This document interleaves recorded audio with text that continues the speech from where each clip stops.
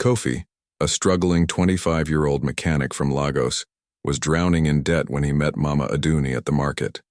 The 70-year-old widow, draped in expensive kente cloth and gold jewelry, offered him marriage and financial security.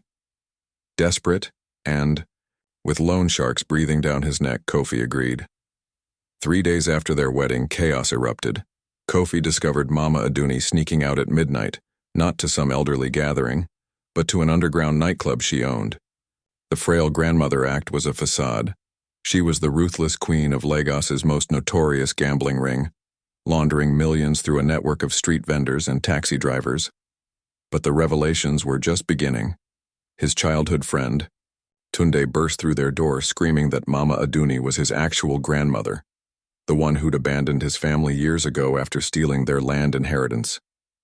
Behind Tunde came Mama Aduni's 3 deceased sons, very much alive and furious that their mother had married some random boy who now legally owned half their criminal empire. The compound descended into pandemonium.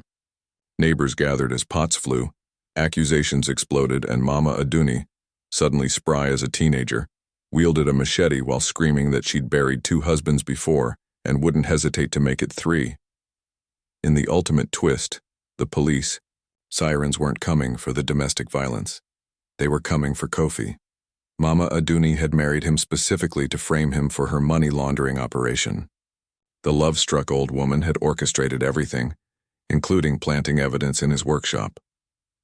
As handcuffs clicked around his wrists, Kofi watched his helpless elderly bride counting stacks of cash, while her dead sons high-fived in the background. Sometimes poverty wasn't the worst prison after all.